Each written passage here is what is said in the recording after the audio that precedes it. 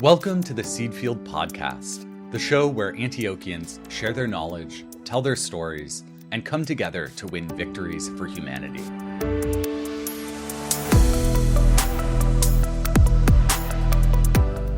I'm your host, Jasper Nighthawk, and today we have a mini-sode about social justice in scholarship and pedagogy here at Antioch. For the past 2 weeks, our show's editor Lauren and I have been diving into the themes and questions that run through all of our episodes. So far, we've covered Antioch's many approaches to environmental justice and mental health justice. And today, for our final bonus episode, I want to dig into the ways that we can bring social justice into classrooms and into the world.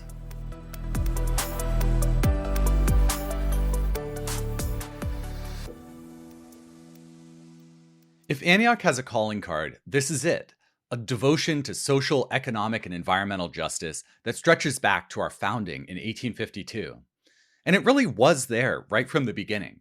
Antioch was the first university in the country to hire a woman to the title of full professor. And even before the Civil War was fought, Antioch made a point of admitting Black students. This legacy continued into the 20th century when the school was repeatedly a leader in working for student success, from inventing the co-op model to eliminating letter grades.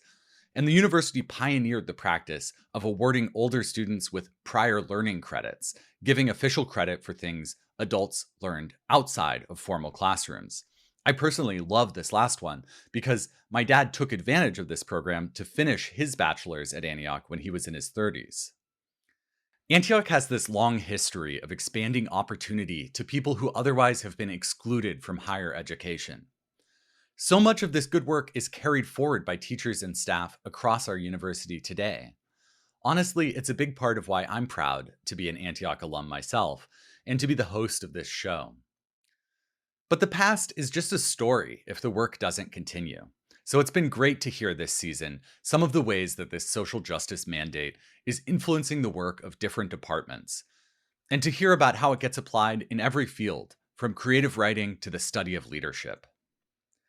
In our interview with the poet Victoria Chang, we heard about her idea of literary citizenship, something she's worked to imbue into the curriculum of the Master of Fine Arts in Creative Writing.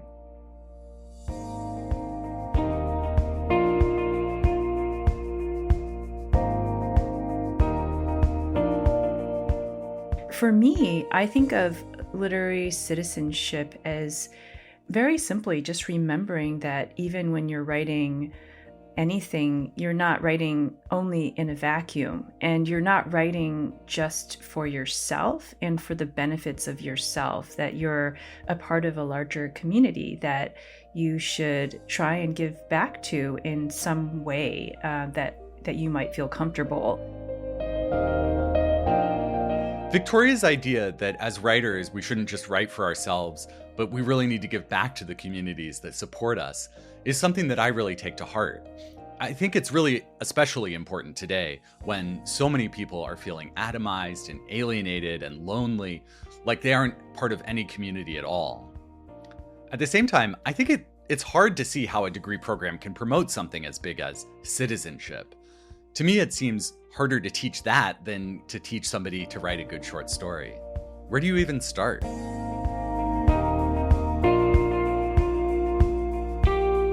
For me, actually, at a larger level, literary citizenship, I think over time has become this sort of way in which I navigate the world and live the world in terms of building something or helping other people and enabling other people, helping to build, assisting, whatever words that we want to use, to build a kind of more equitable and just community. And one that when I was younger, I would have loved to have been a part of, but obviously wasn't a part of. So I think for me, that's sort of how I've kind of ended up thinking about literary citizenship, is like if we had a clean slate, or as I always say in our program, if we had a table with just a bunch of butcher paper on top, like how would you actually make something versus, oh, here's this thing that's totally broken. How shall we fix it? Like the way that I think about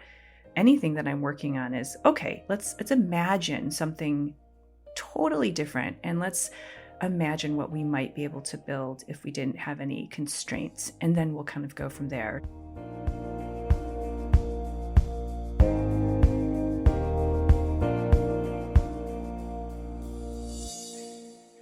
This idea that we should start from the foundations and build from there, without our imaginations constrained by what already is. In some ways, it's so hopeful. Across Antioch, scholars and teachers are doing this work of reimagining their disciplines. In season 1, we got to talk with Cynthia Santos Dietz and Kathy Lounsbury about their work and their colleagues' work trying to decolonize the curriculum in the clinical mental health counseling program.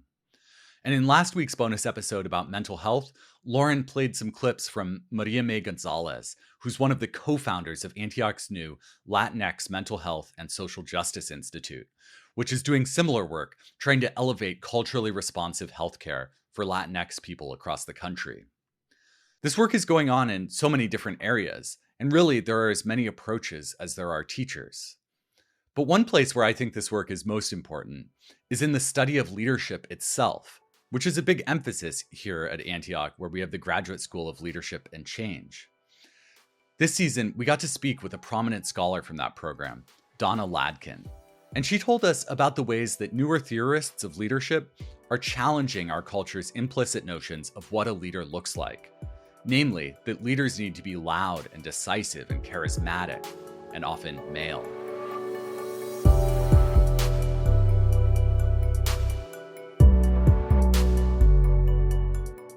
To give you an example, I worked in the UK for quite a long time. I did a lot of work with military leaders in the UK, and we talked a lot about more distributed and collective forms of leadership. And one of the young military officers I was working with recounted a tale of his superior officer coming to watch a group of his cadets working with him. And the superior officer said, what are you doing? I don't see any leadership here. And the officer had been on this program, said, well, no, actually, there's a lot of leadership here. It's just, what are you paying attention to? Are you paying attention to the collective dynamics that are going on here? Whereas the superior officer was kind of expecting leadership to look at one person sort of yelling at other people. So I think a reason to study leadership is to actually, because it can expand our view about what leadership can look like.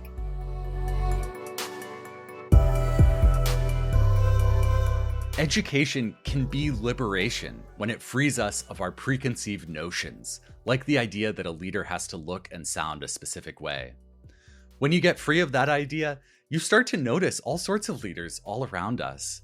From leaders across our university who have spent years building and refining curricula to make them more just, to our students who come with open minds, which might be the bravest thing of all.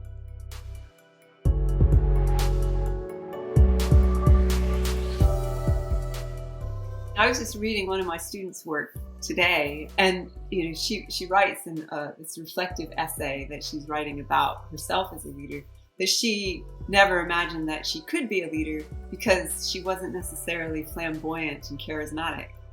And that idea that, well, in order to be a leader, you have to be outspoken and be able to garner a lot of attention and that sort of thing. I think that's a kind of assumption that many people have about being a leader. And in the essay that she wrote that actually she, as part of the program that she's on, has come to appreciate that actually, isn't necessarily what being a leader is about.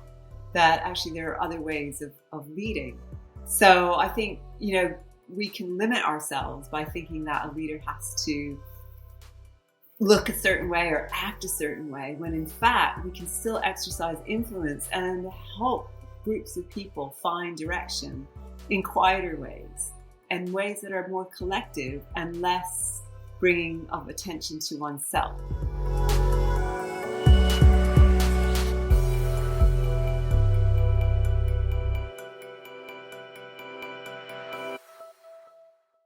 This concludes our 3 bonus minisodes. We're going to take a week off, and we'll be back in your podcast queue 2 weeks from now with the first episode of Season 3. We're so excited to have the chance to tell more of Antioch's stories.